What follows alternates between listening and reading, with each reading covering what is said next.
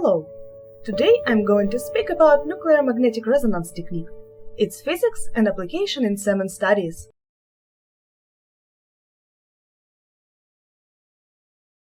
The idea of NMR was first theorized in 1925.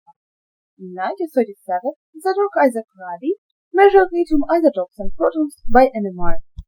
Independent teams, led by Bloch and Parzel, in 1945 will simultaneously demonstrate NMR in condensed matter, water and paraffin respectively. In 1945, Parzel adopted the technique to bulk materials.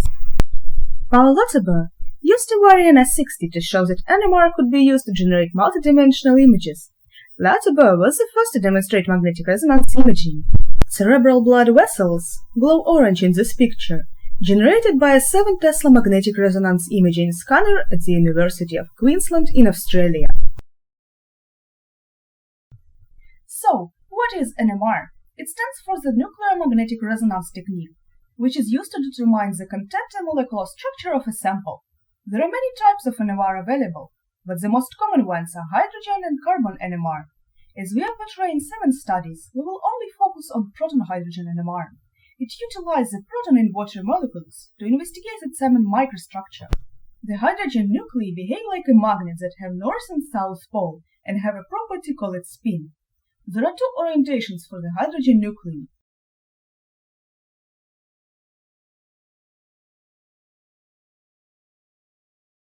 During the absence of external magnetic field, the orientation of these nuclei are random. The net magnetic field is zero at this moment. When the external magnetic field is applied, the nuclei will be aligned in the direction of magnetic field B0.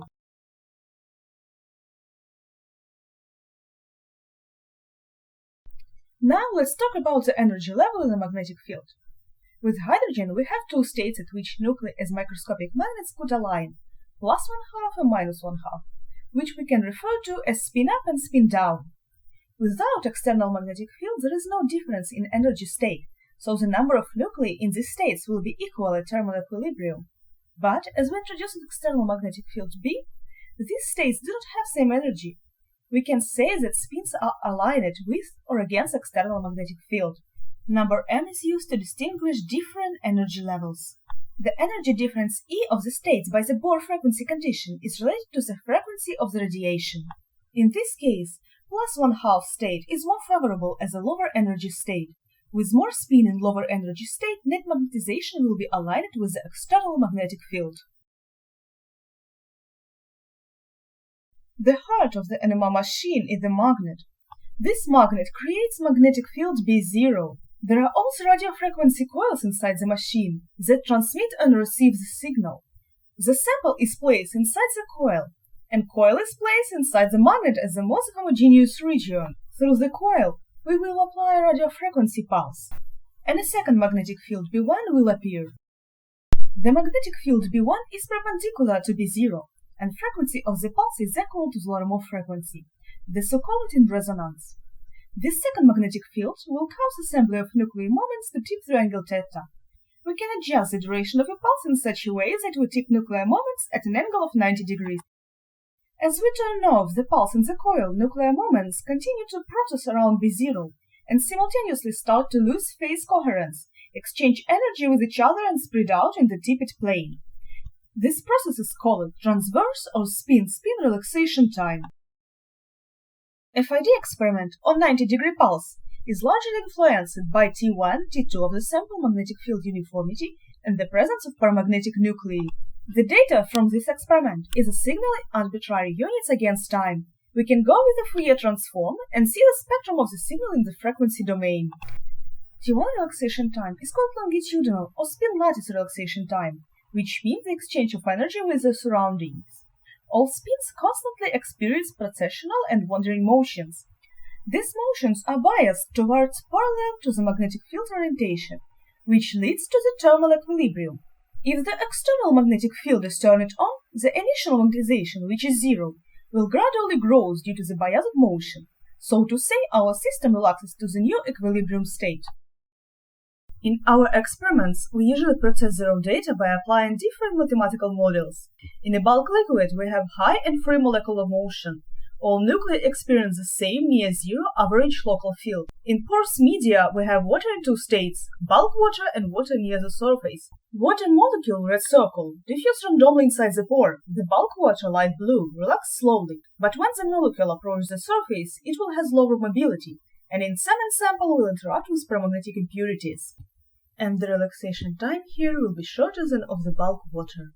But do we expect to see two relaxation times here as water in two different environments? In small pores it's not the case, mostly due to the rapid exchange of the bulk and surface layer water molecules on the timescale of the relaxation. Therefore, an average relaxation rate here is the sum of all intrinsic and extrinsic rates. Normally, pore volume is much greater than surface area by thickness, and in this case relaxation time of the bulk is irrelevant.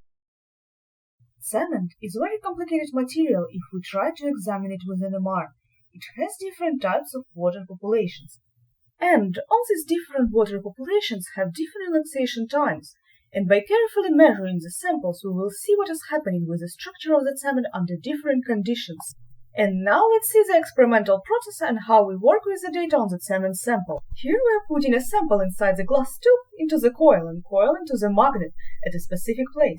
And this is how the raw data look like before the processing. If we adjust phase and offset, we will see exponentially looking decay. To process this data, we are using already spoken about mathematical model and a specific software. The position of the peak is showing relaxation time, and the area under the peak is amount of water. And now I would like to introduce another NMR technique, MRI. With MRI, we as well can have a lot of information about the sample without destroying it or needing to invade it. This method is largely used in medical or biology studies. For example, to obtain an image of the person's head as presented, you will need a large magnet typically of 1.53 Tesla. To get to the image, 3 extra coils are used, known as gradient coils. These are used to discriminate proton densities in space, found in different tissues in the body. And let us not forget about water, since 60% of the human body made out of it. Here I am only going to focus on 1D imaging, how it works and how we can use it to track water ingress and egress into cement sample. So, what do we need to know for 1D image? We know that frequency is proportional to applied magnetic field, assuming that the field is homogeneous. As was already shown, the application of 90-degree pulse steeps net magnetization in transverse field, and we get relaxation time T2, but now we are doing it in the presence of gradient Gz. According to this formula, there will be a distribution of normal frequencies across the sample thickness. Also, if you apply a pulse of a similar length in a weak field gradient, we can excite a wide slice of sample. In case of strong gradient with the same pulse length, we excite a thinner slice. The pulse bandwidth can be simply expressed by the following formula. If we take a sample and put it in a strong field and excite a thin slice, we can acquire an FID. By Fourier transform, we transform the data from time domain to frequency domain. Delta Fs is a sensitive slice that is measured and is usually smaller than the excitation bandwidth, otherwise artifacts can arise. An example for this kind of experiment could be similarly done with a Garfield system.